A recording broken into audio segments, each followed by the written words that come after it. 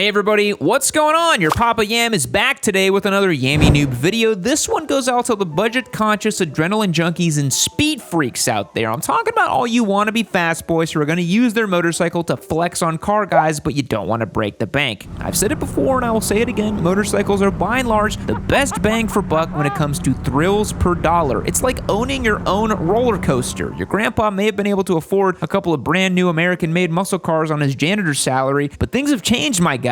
In this economy, unless you're selling your underwear on the internet, if you want a fast car for cheap, you're going to be limited to a 20-year-old Subaru with blown head gaskets and an eBay turbo. A supercar? In your dreams, buddy. I think those who can afford supercars are too busy selling self-help courses and buying NFTs with their inheritance to be watching these videos. So I'm talking to you, the humble squidlet, the savvy cephalopod. Let's get out there and destroy some supercars with 7 cheap motorcycles that are faster than them. If you want a truly cheap superbike, how about getting one for free? Go and check out our R1M giveaway on yammynoob.co. Here's some more details. I'm gonna be completely honest, this is one of my favorite 1000cc motorcycles of all time. This is a Yamaha R1M, and it is simply the coolest Japanese leader bike that you could spend your hard-earned dollars on. Head over to yammynoob.co. We're doing this one as a giveaway bike for a limited time at the end of 2023 to wrap up and celebrate an amazing year that we've had on our store.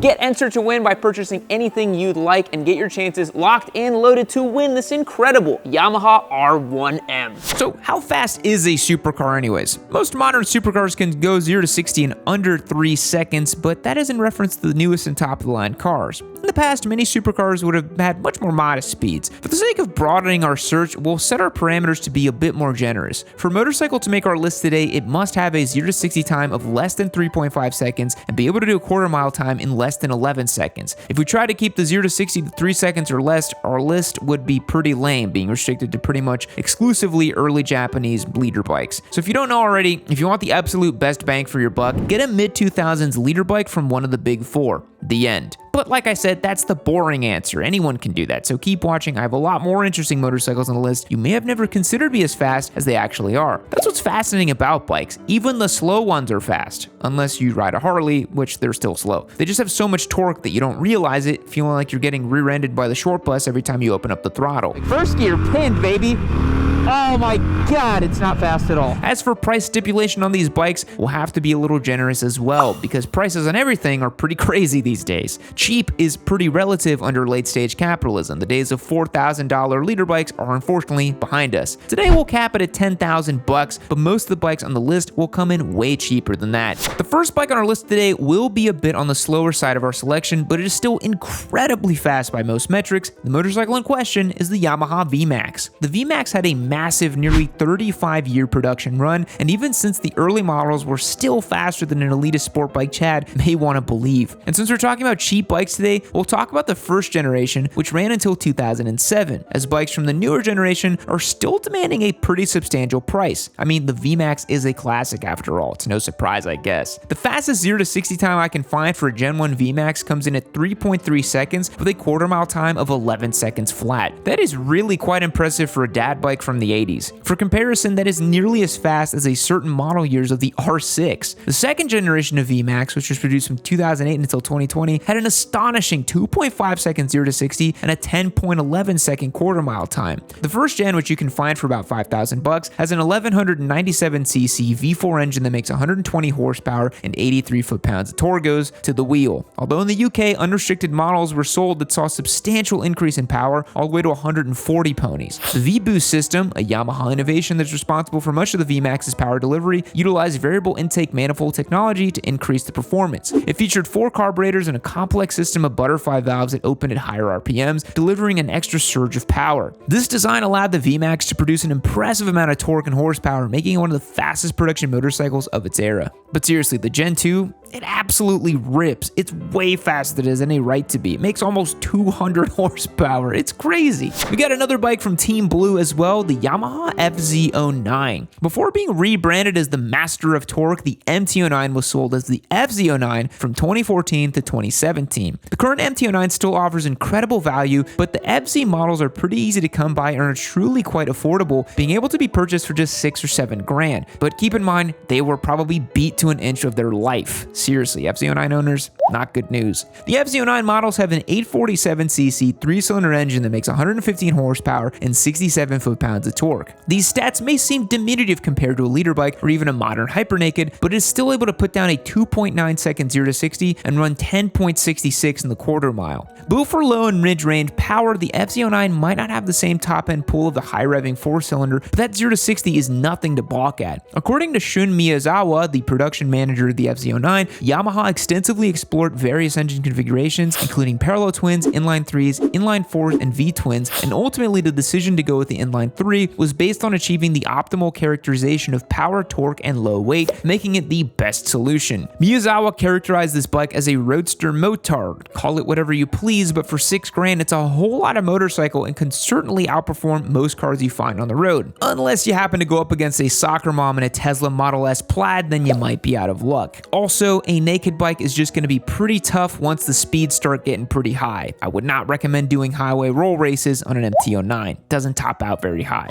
Another motorcycle you may not expect to find on this list is the Buell 1125R. Before Buell was operating under their present ownership, but after they were done using the archaic Sportster 1200 engines that they used in most Buell models, they sold the 1125R. This motorcycle was powered by an 1125cc V-twin engine made by Rotax. This bike was making a claimed 146 horsepower and 82 foot-pounds of torque. This bike, which was sold for the 2008 and 2009 model year, was able to reach 60 miles per hour in 3.15 seconds and cleared the quarter mile in just 10.5 seconds. This bike, of course, had Buell's unconventional design choices like housing the fuel in the frame, oil in the swing arm, and a perimeter-mounted single brake rotor and under-engine exhaust. And while these design choices don't provide an objectively superior riding experience, you can find a 2008 or 2009 Buell 1125R for like $5,000, which cannot be said of a Japanese liter bike of the same vintage. A motorcycle that is lesser known than its dedicated racing counterparts, but in many ways is equally as capable of high-speed thrills, is the Suzuki RF900R. The RF900R is a sport touring motorcycle made by Suzuki from 1994 to 1999. It was originally sold in 400, 600, and 900cc configurations, with the latter being able to produce 135 horsepower and 70 foot-pounds of torque from its 937cc engine.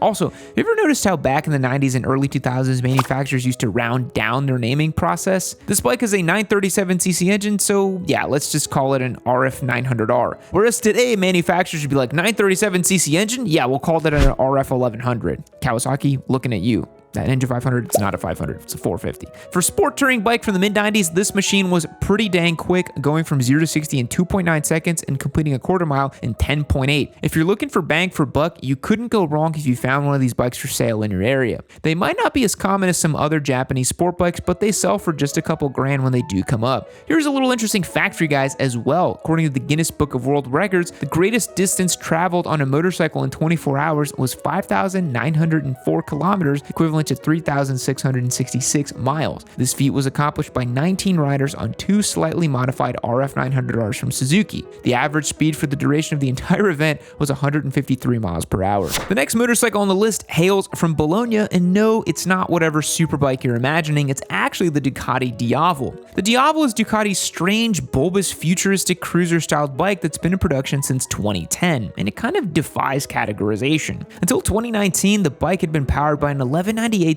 Testa Stretta engine that Ducati pulled from the 1198 Superbike. The engine has been retuned for the Diavel's specific application with low-end punch in mind. The Diavel is kind of aimed at older muscle cruiser riders, taking many styling cues from bikes like the Harley-Davidson V-Rod. They may not be entirely up-to-date information, but at one point, Cycle World magazine claimed the Diavel to be the fastest accelerating motorcycle they had tested up until that point. Even Ducati once claimed the Diavel to have the fastest 0 to 60 time of any motorcycle they produced. The Diavel has been updated quite a bit since its initial launch, being outfitted in a 1262cc engine since 2019, and now being sold as an 1158cc V4 capable of making 168 horsepower and 93 foot-pounds of torque. But again, I point to you, the venerable Yamaha Vmax, the original V4 muscle cruiser. 200 horsepower, baby. But if you're on a budget, look at a first-gen Diavel, which can be found for just shy of 10 grand. The first-gen Diavel with its 1198cc L-twin makes a substantial 162 horsepower and 94 foot-pounds of torque. This bike has been reported to reach 60 miles per hour in just 2.5 seconds and is capable of clearing a quarter mile in 10.63. The Diavel finds itself in a unique position, making less horsepower and weighing more than certain superbikes superbikes, but due to its torque, power curve, weight, and dimensions, still able to set 0 to 60 records with ease. Another motorcycle that's far quicker than it should be is the Suzuki SV1000. The SV1000 was produced from 2003 to 2007, and this naked sport bike was designed to compete with bikes like the Honda Superhawk and lower-end Ducati Twins. It's powered by a 996cc V-twin engine that makes a claimed 120 horse and 75 foot-pounds of torques. The SV1000 is the larger version of the tried-and-true middleweight bike, the SV650, allowing for extra power and versatility thanks to its bump and displacement. While being stylistically similar to the SV650 and sharing much of its bodywork, the SV1000 had its own frame and swing arm and used a front end, including fork and brakes, that were pulled from the Gixxer 600. So,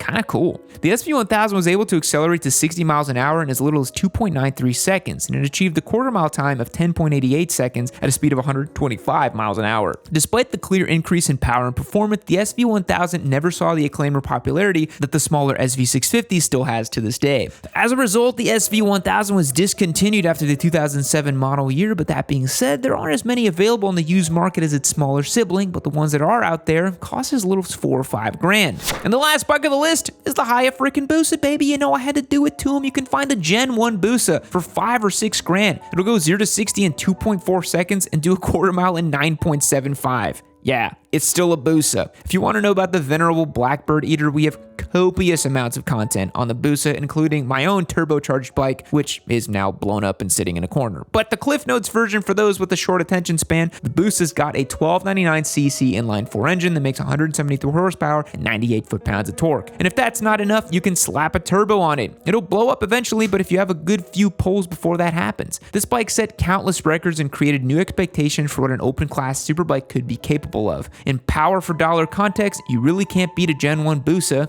Don't at me.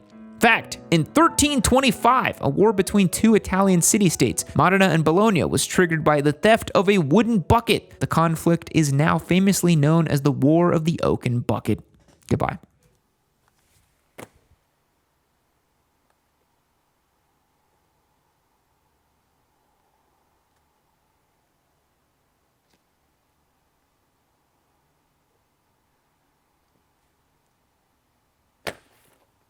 Keep watching, Gabby! No!